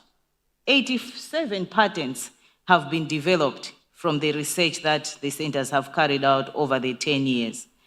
And 76 trademarks are also have been documented, and 147 copyrights. So I think there's really good effort in commercializing the research, though we need to do more. And as you can also see, there are potential that are in the pipeline, and there are also startups that have been given to students to provide mentorships and skills development so that they can go and do their work and attain some self-employment. And when it comes to linkages with industry, we heard a lot about linkages with industry and partnerships. But with the S model, emphasis has been on promoting internships and staff exchanges, revenue generation, and professional short courses. And these are the mechanisms that have facilitated linkages with the industry. So 20% of the students from the most recent tracer study that we have, that we undertook last year, looking at the 10-year journey, we've noted that with internship, 20% of the students were undertaking practical internships in a relevant sector, and that also helped them to establish connections within and outside Africa. And for revenue generation, the results also showed that SEs have generated an equivalent of 28% of the total World Bank allocation to the centers under the program, and this is a key critical sustainability factor. So the results that we are showing here, they are as a result of a tracer study that we undertook with an independent consultant, and shows that there is positive feedback from the students on linkages. And also just to indicate that the ACEs they have been promoting networks and thematic collaboration. I think this has already been mentioned in the previous presentations and the videos, but to just mention for key takeaway messages, at least 12 thematic networks are operational, and within those 12 thematic networks, they have collaborated in research, having a total number of 400 collaboration in research from the networks, peer-reviewed papers, and they are also supporting each other to develop capacity for staffing and students through workshops and seminars and many others. And of course, within the tracer study as well, as we noted, the professional trainings, we've also made significant strides, but these trainings have also been very helpful in supporting skills gaps in emerging areas within our priority areas. And we were following the regional approach to hold these trainings. So the illustration, the chart in the next corner of the slide is just showing the share of the thematic areas and how they've also contributed to professional trainings. In terms of employability, we noted that through a tracer study carried out, the graduate students, almost 83% from doctorate graduates, they find employment within a short period of time, immediately after finishing their ACs. And we also noted under MSc, about 87% indicated that they also get jobs within a short time. And of course, we also went ahead to just check on how do they see about the salaries plus the skills they have attained. And you can see that most of them said they see positive impact. After attaining the trainings, they are getting at least more money, which they do appreciate. And that's also illustrated in the slides.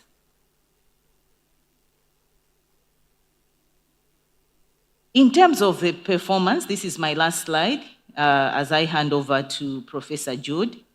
World Bank assesses performance based on the disbursement rate. So how are we standing as we compare ourselves to the indicators of the World Bank? So as you can see from the slide, all the centers, all the countries have been listed, and at country level, we are at an average of 90% of achievement for all the total funds that were allocated for all the three phases, S1, S2, and S impact.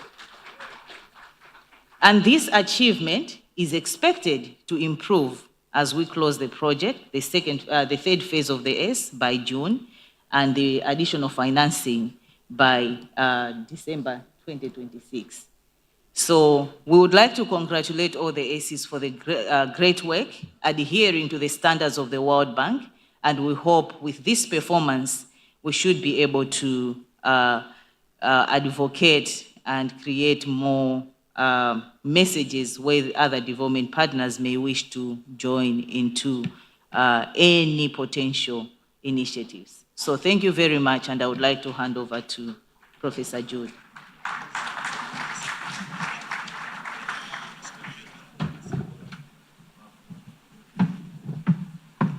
Good evening, distinguished guests.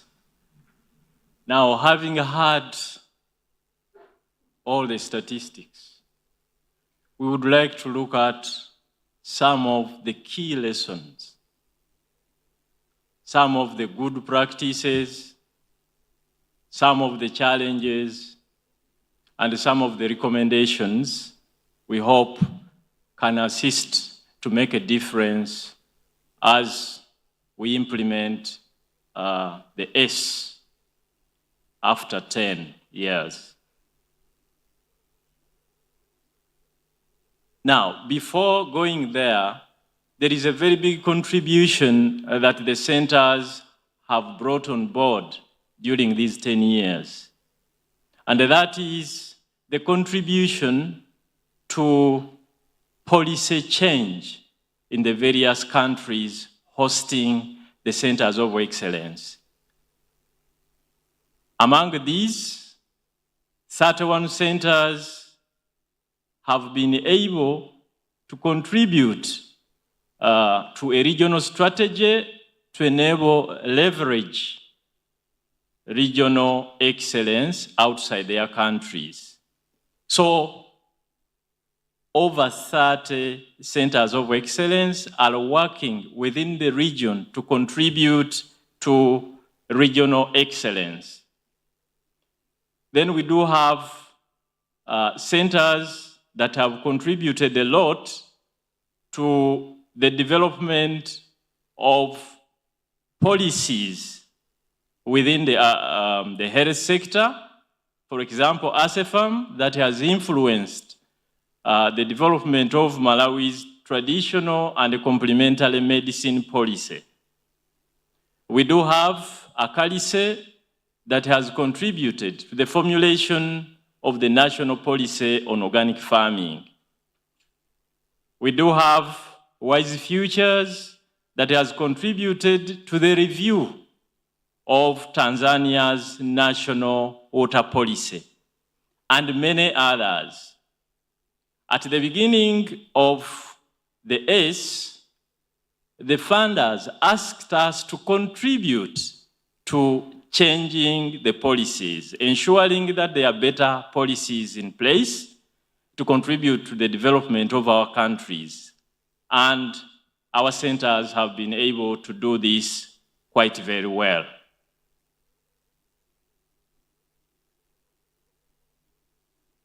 Sorry. I think this has already been discussed. I would like us to proceed. Oh, sorry. So we want now to look at some of the key good practices we've been able to identify throughout these 10 years of the ACE project. First of all, we've come to realize that we need to be very proactive as far as policy frameworks are concerned. And an example has been highlighted by the University of Rwanda that has successfully developed comprehensive accreditation policy. This policy goes beyond even programs of the ACEs. So they would like to ensure that at the university, all the various programs are at their best in terms of quality. So they were able to complete all the necessary guidelines that would assist the university be able to ensure that the various academic programs they have are accredited internationally, whether these programs are within the ACE or not within the ACE. And this is something we've learned that it is very, very important so that we don't work just for the sake of the ACEs, but for the good of our countries, even beyond the ACE period. Two, we've learned that strategic benchmarking, especially as far as accreditation is concerned, is very, very important. Accreditation beyond the region and beyond the nation has been quite difficult for those centers that didn't do this as a strategy.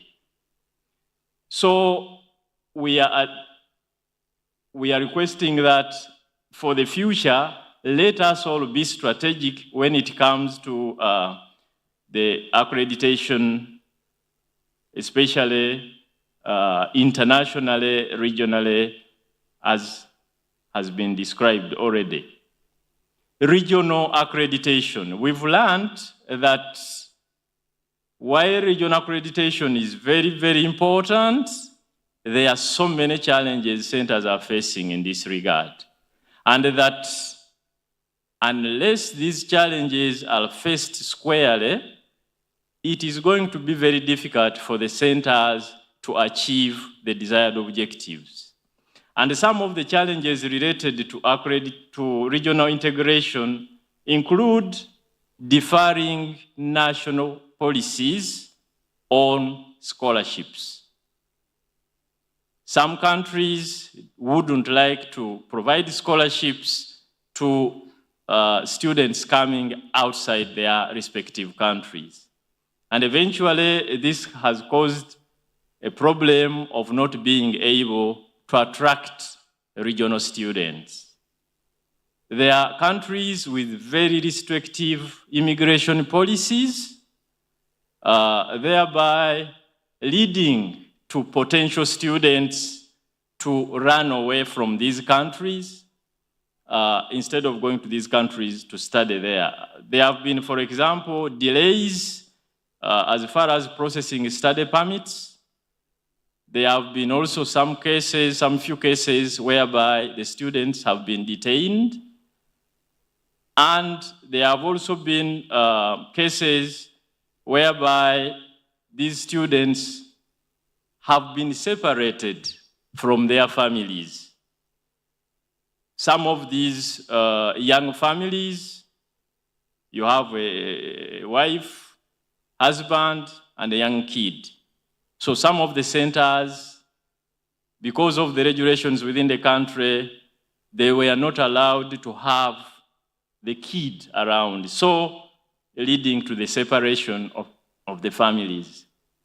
Disparities in tuition, especially when you compare students from various regions, comparing, for example, those from SADC and those from the East African community. And this eventually would lead to some of these students failing to study from those various regions outside their regional blocks. Then there is the challenge of language barrier. Still, as far as regional integration is concerned, there are some students who could not easily move from their own countries to use opportunities of study in other countries because of the language barrier.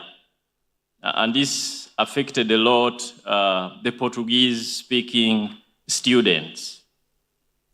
Then we've had also challenges related to quality and relevance, particularly with regard to the process of international accreditation, which is generally very lengthy. It takes a lot of time, but at the same time, it also takes a lot of money.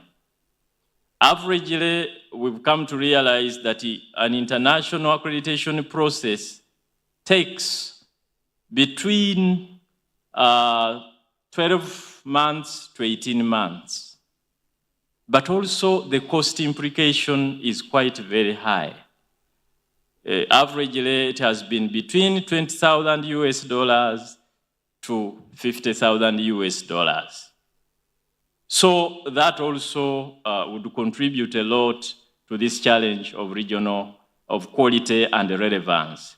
Then, while the centers have been able to procure equipment for the labs, sometimes there has been a challenge of these laboratories not complying with recognized international standards. Sometimes they have failed also to get accredited internationally.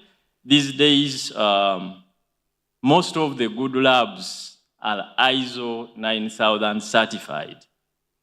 But a number of them in our centers have not reached that far, thereby affecting quality and relevance. There are also challenges related to research and innovation. For example, the untapped research potential brought about by the culture of thinking about only promotion.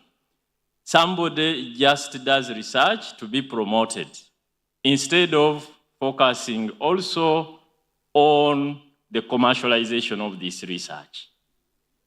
The other one, the challenge is related to student issues, such as the absence of qualifying regional master's programs, thereby making it difficult to have students to study at PhD. For example, there is a very good PhD program in railways at ANES in Addis Ababa, but then we cannot get the students to study on that program because the master's students are not there. And finally, I would like to make the recommendations that we came up with to address some of these challenges. To promote regional student mobility, the suggestion is that we launch targeted awareness campaigns to highlight the strategies and value of regional student exchange. 2, to streamline regional immigration, we are recommending that as centers, we conduct an in-depth assessment of immigration barriers and engage with governments to facilitate streamlined processes. Then, because of the issue of the tuition that is different from various countries, various regions, we are recommending that we advocate for either continental or regional tuition fee policy, such that there would be easy mobility of these students. Then to enhance language accessibility, especially for those students who are non-speaking, in our case of S2, that we should encourage universities to create language support centers, whereby these students that come with little knowledge of a certain language, they are continuously assisted in order to be able to cope. For the issue of quality and relevance, we are suggesting that we always try to accelerate accreditation and modernization and modernize quality assurance to ensure that our academic programs are relevant and are of quality. And finally, that it is critical to work with industry. There isn't any way we can manage as universities unless we want to remain ivory towers if we don't work with industry. Industry help us both in identifying critical issues affecting society so that we create demand-driven programs, but also to continuously assess how we are moving such that we produce the best graduates. Thank you very much.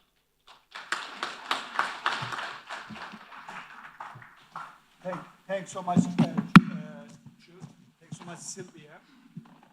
Excellent summary of key achievements under the program on both sides, East and West Africa. So it covers both ACEs under the program.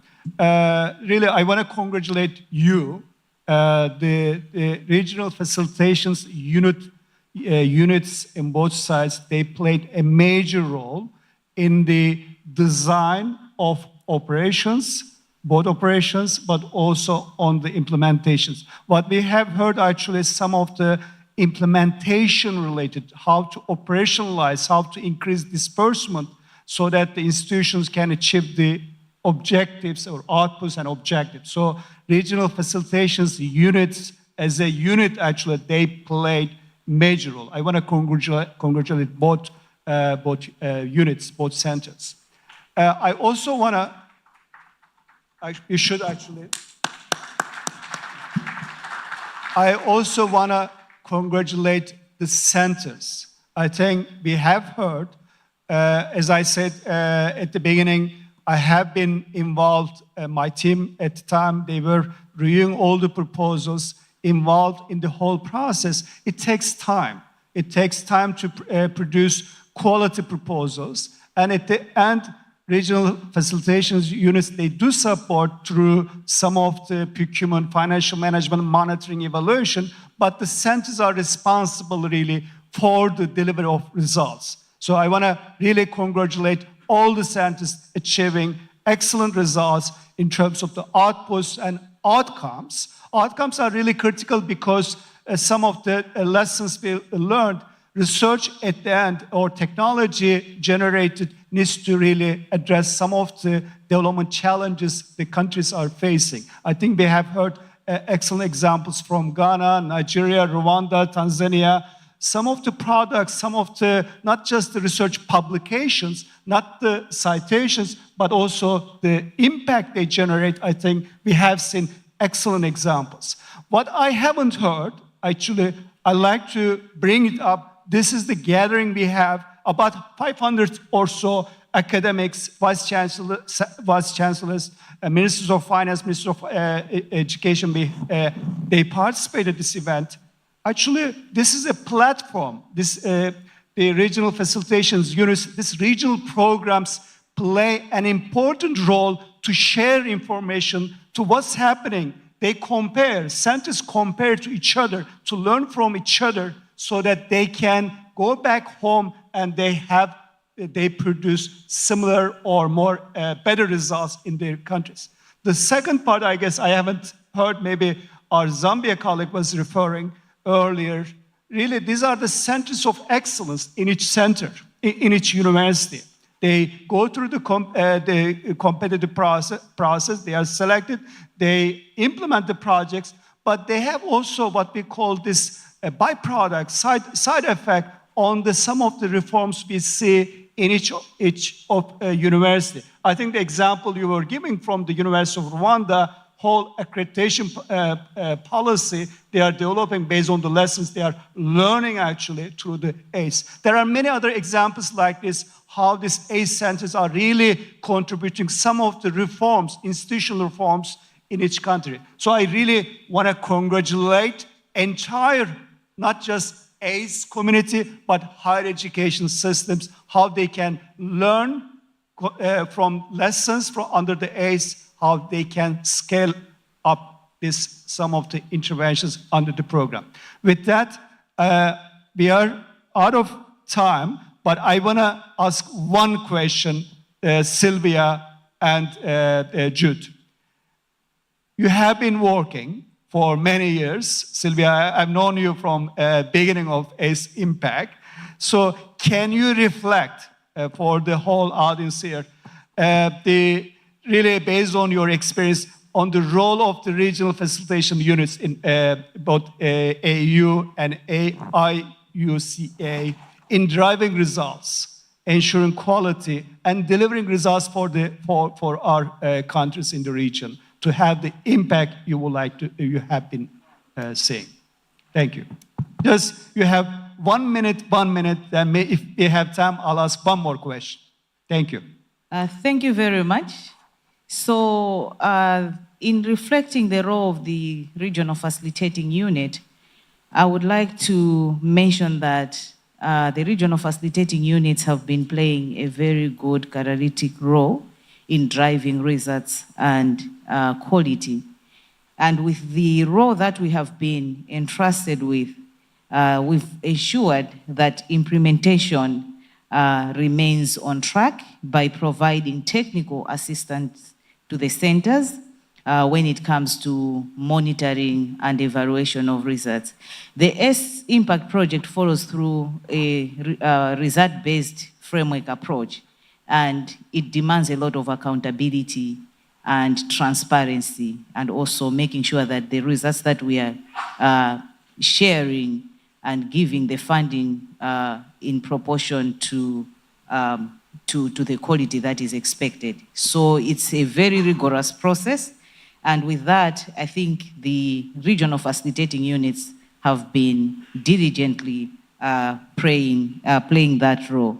In terms of also providing the platform, I think every 6 months we meet, reflect, plan, and provide solutions to any bottlenecks throughout the implementation.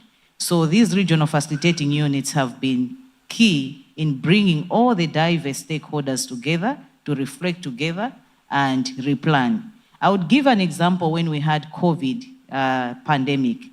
At that point, there were so many issues that were, many universities were not settled and they were affected. But bringing all the universities together and say we are in it together, how can we innovate again? It's a challenge that we have experienced together, but we do not want this to affect implementation. How can we work together? So the regional facilitating units were in the forefront of bringing them together and say we can innovate and still maintain with our implementation. So I think it's been a great role that the regional facilitating units have been supporting to the centers. And also aligning the centers to regional issues, global landscape, the evolving landscape of the higher education. The regional facilitating units have been helping them to keep aligning with the regional agenda through various activities like supporting the international collaboration. The centers have been networking with national and regional collaborators, but at regional level, the AAU and IUCA, we've had opportunities to bring in international partners like IBM to support some thematic areas. So we've been bridging that gap.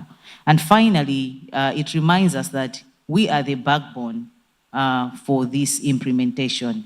So as we implement, we always ensure that there's quality in our systems, there's coherency in all the processes, and then we give the outcomes that are expected by all partners, and we provide a one-stop center where any partner would come and ask, what is now happening within the S? We have all the information collected in one port, which we are able to share. So thank you very much. That's how I would reflect. Thank you so much. Thank you so much, Sylvia. It's excellent insight.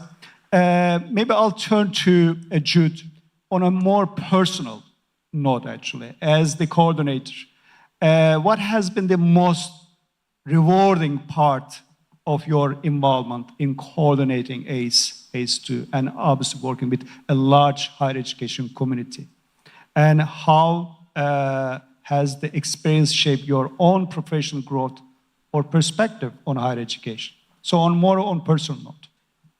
Yeah, thank you. Thank you very much. I have been in charge, I think, for around a month. But I must say that so far, the most rewarding thing is to see that the centers are moving on well. And the centers can only move well if they are well guided, they are well supported. So IUCA, which is the Regional Facilitation Unit for the S2, has played a very critical role in ensuring that the centers achieve what they must achieve. Something very particular about this project, as we've had, is the fact that it is following a results-based model. You can't get a single coin before you prove that you've been able to achieve a certain result. Now, in order to do that, you need the support of the facilitation unit, both in terms of setting the targets and following them up, but also in the verification of the achievement of those results. And there have been certain results that sometimes have been so tough to achieve. I remember for the S2, one of the most difficult results to achieve was the regional accreditation. Being able to identify an accreditation body within the region to accredit the programs. The centers worked for quite a number of years. By then I was a center leader, but we couldn't find the respective accreditation bodies. So the Regional Facilitation Unit, IUCA, that in East Africa is supposed to assist in the establishment of the common education area, worked hard to come up with guidelines for regional accreditation. And as I speak now, the centers are able to get accredited regionally because of what IUCA as a regional facilitation unit has been able to do. And I believe probably even in the western part, it might still be difficult to get a regional accreditation body. So I want to emphasize that what gives me the relief and the happiness is to see to it that the regional facilitation unit and myself, we've contributed to the achievement of the results by the centers. Thank you so much. Thank you so much.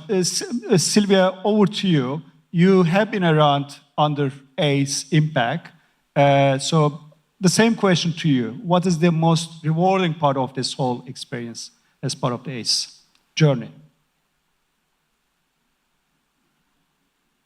Thank you very much. So at personal level, the most rewarding part, I think that's what you... Personal. Yes. So the personal rewarding part for this program, for me, I think it's been a great experience. The ACE project is a very complex project. It has diverse stakeholders that are contributing to the results of the ACE. You have centers, you have experts, you have partners, you have World Bank, the financiers. So coordinating all these diverse sectors, I think, has not been just easy, but I think it has also helped me to grow personally in terms of professional arena. So I've learned to be adaptive. I've learned strategic planning is most important. And I've also learned that, you need to be resilient, and not everything is going to go as you think, because the demands from different partners are always heavy. And also I've appreciated that it's important to have clear communication lines and clear roles and responsibilities for different partners. And you need to satisfy each partner adequately, because their expectation is 100% at every level. So I've really learned that communication, clear roles and responsibilities in managing complex projects is quite important. And when we host ACE meetings, we are hosting them in different countries, not only in one country. We go to Francophone countries, we go even beyond. So far, we've gone up to Morocco and Mauritius. We are testing different waters when we go to those countries. The receptiveness is not quite easy for some of the countries, but we've managed to maneuver through and engage with governments of non-participating countries to also understand that there's a model that they can benefit from. So with that, I think it's broadened my ability to manage different expectations and growth, to be at least forward-thinking every time and be on your toes to look for results that will satisfy all the partners. So that's from the personal reflection. Thank you so much, Sylvia. We came to the end of our session. I would like to thank Sylvia and Jude for their insightful insights and contribution to the whole session. Really, this, for me, I have been monitoring, I have been following up ACE over the years, but the achievement you have, really, it's remarkable.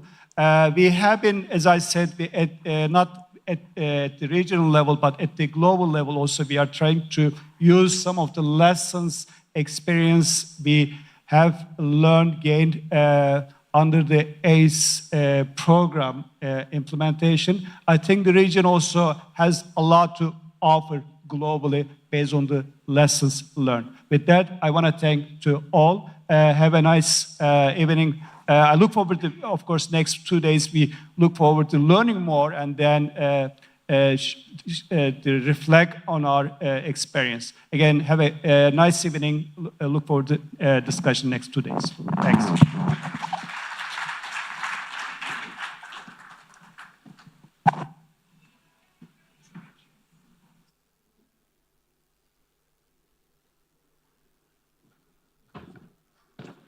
Thank you very much, and kindly join me in also giving a very big round of applause to our moderator for engaging us this afternoon. I know we've been sitting for quite some time. So I would like to just share with you some few announcements. And the first announcement, according to the program, we are going to have high-level dinner for delegates and strictly by invitation. And I would like to mention that these delegates are in the following categories. We are going to have ministers at that dinner, permanent secretaries in that dinner, vice chancellors, project steering committee members, regional steering committee members, and development partners here, for instance, AFD, Africa Union, JICA. So all the development partners that are here are also going to be part of the dinner. Association of African Universities Secretary General and Inter-University Council for East Africa Executive Secretaries will also join at the dinner.